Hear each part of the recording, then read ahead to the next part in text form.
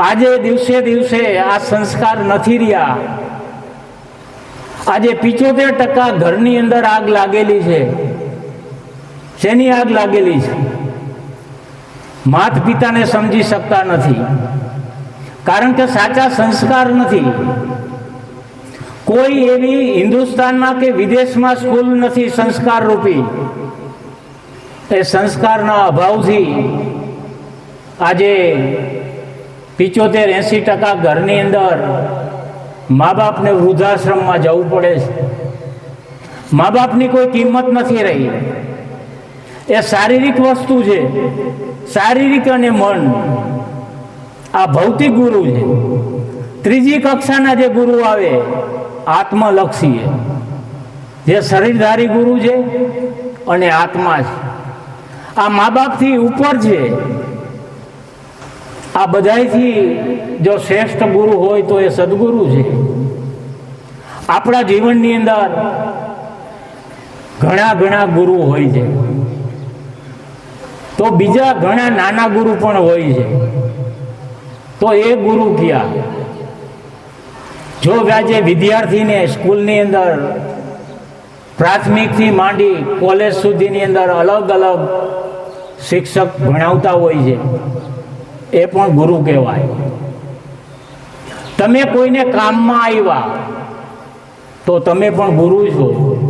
તમારી વિદ્યા છે તમારી પાસે, બિઝનેસની હોય કે બીજી અજ્ઞાનની વિદ્યા હોય, એ પણ વિદ્યા જો કોઈને તમે આપો તો તમે ગુરુ જ છો.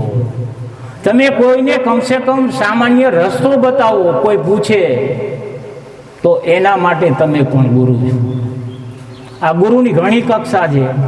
આપણા જીવનમાં ઘણા ગુરુની જરૂર પડતી હોય છે, પણ એમાં મહાન જો ગુરુ હોય સર્વશ્રેષ્ઠ તો એ સદગુરુ છે.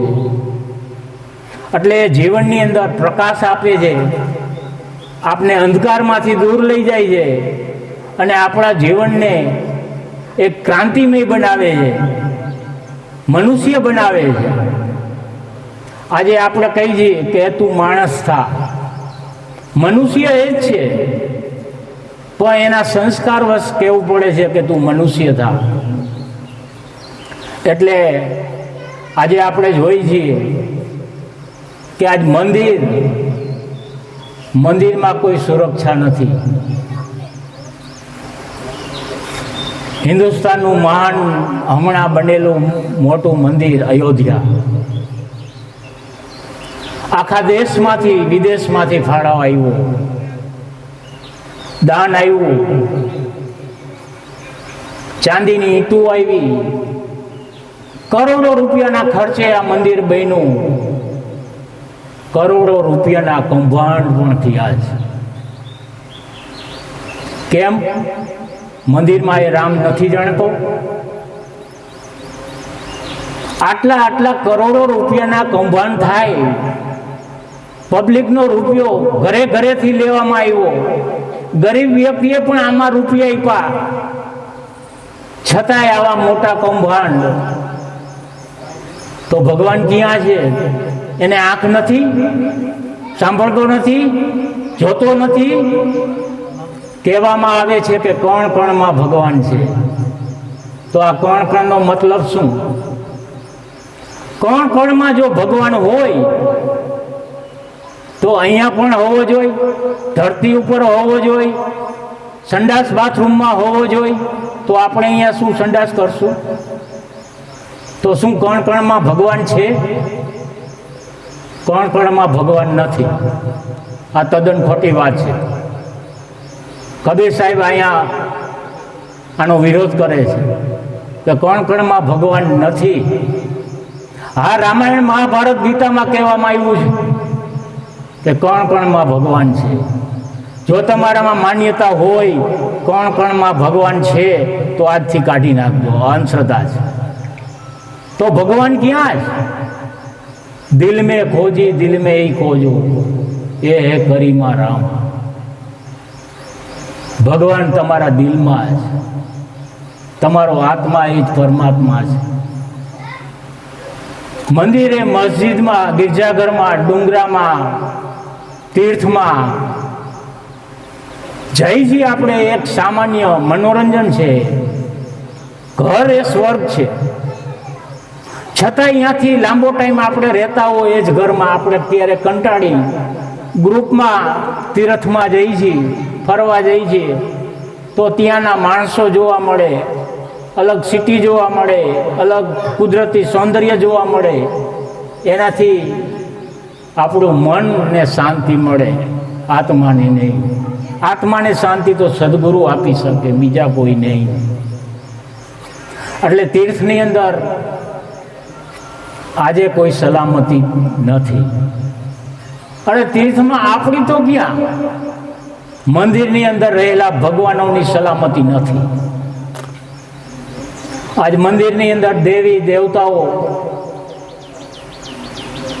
કરોડો મંદિર છે, કરોડો મૂર્તિઓ આ છે, નાના મોટા મંદિર છે, ભારતની અંદર જ છે, બીજે નથી. કારણ કે ભારત જ આટલો અંધશ્રદ્ધામાં ભરેલો દેશ છે. આજે મૂર્તિ ઉપરના શણગાર હોય છે માતાજીના મંદિરમાં, સોનાના ત્રિશુલ હોય છે, એની ચોરી થઈ જાય છે. અઠવાડિયે 10 દિવસે તમે પેપર, ટીવી, મોબાઈલની અંદર આ જોશો જ. વિચાર કરો, હું આ સત્ય બોલી રહ્યો છું કે નહીં, મંદિરમાં બની રહ્યું છે કે નહીં.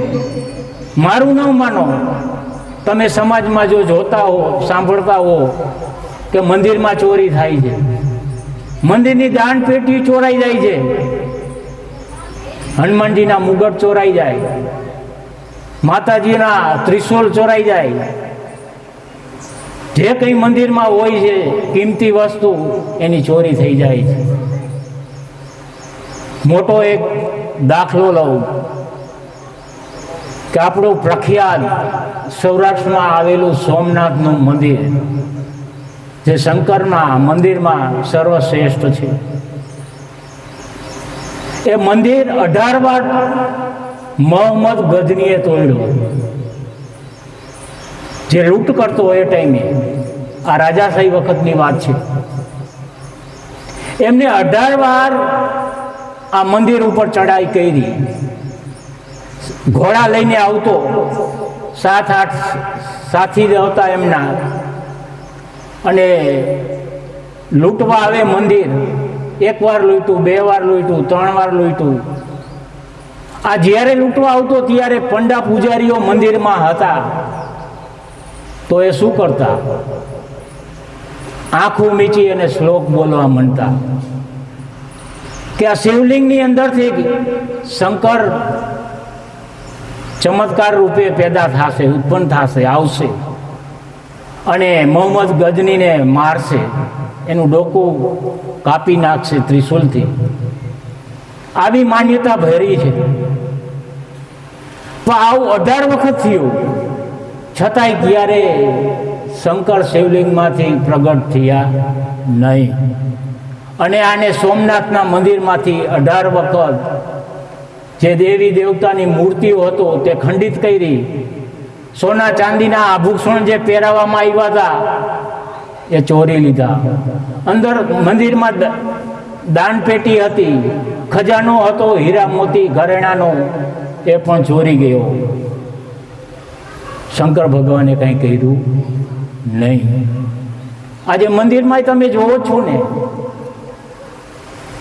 તો આજે મોટા મોટા મંદિર છે, એમના રક્ષણ માટે મિલિટરીને બેસાડવામાં આવી છે. આજ હવેની તારીખ છે. આ ભારત આઝાદ થયો પછી આ સોમનાથના મંદિર, તિરુપતિ હોય કે અન્ય મંદિર હોય, દ્વારકા છે, એવા મોટા મોટા મંદિર જે છે એના ઉપર મિલિટરીનો પહેરો બેસાડવામાં આવ્યો. અને આજે કોઈની તાકાત નથી કે મંદિરમાંથી 1 રૂપિયો શું 1 પૈસાની ચોરી કરી શકે. અને કોઈ ગુંડો માણસ, કોઈ લૂંટારો એ મંદિરમાં પ્રવેશ કરી શકે. એનું કારણ સીસી કેમેરા આવી ગયા અને મિલિટરી બેસાડી, એનાથી ડરે છે. આજે નાના નાના મંદિર છે એમાં તો ચોરી થાય જ છે. તો ચોરને ખબર નથી કે મંદિરમાં ભગવાન છે? ખબર છે. એ પણ ખબર છે કે નિર્જીવ પથ્થરની મૂર્તિ છે, જળ છે, એનાથી કંઈ થઈ શકે નહીં. એટલે બિંદાસ આ મંદિરની અંદરથી ચોરી કરતા હોય છે. પૂરું કરું છું, ચાલુ રાખ, પૂરું કરું.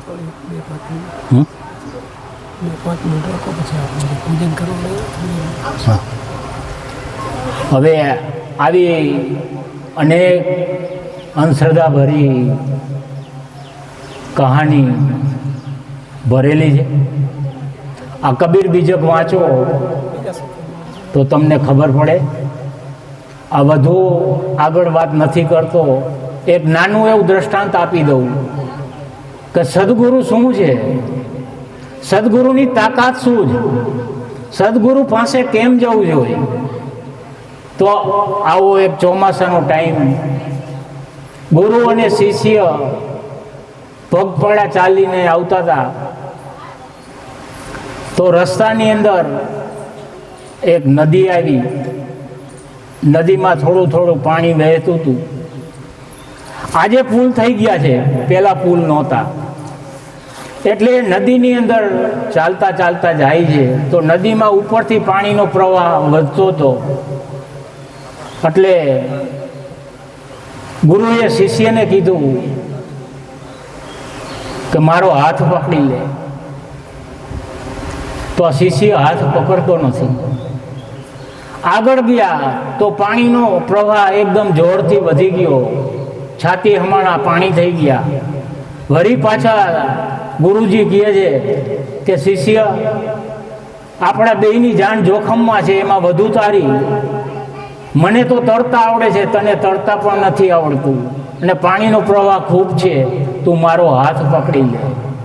છતાંય શિષ્ય હાથ પકડતો નથી.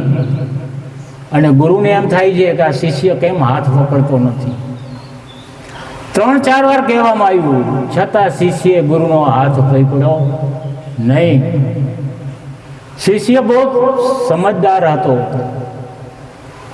એટલે છેલ્લે ગુરુએ શિષ્યનો હાથ પકડી લીધો. જો આ હાથ પકડવાની કલા છે, આની અંદર જ્ઞાન છુપાયેલું છે. શિષ્યને વિશ્વાસ નહોતો કે જો હું ગુરુનો હાથ પકડીશ તો પાણીના પ્રવાહમાં કદાચ હું છોડી દઈશ અને હું તણાઈ જઈશ. પણ ગુરુએ મારો હાથ પકડ્યો છે એટલે મને વિશ્વાસ છે કે ગુરુ મારો હાથ છોડશે નહીં. એટલે હંમેશા ગુરુ ઉપર વિશ્વાસ રાખો અને ગુરુ શરણે જાઓ, ગુરુની ભક્તિમાં લીન થાવ. આ શબ્દની સાથે હું મારી વાણીને અહીંયા વિરામ આપું છું.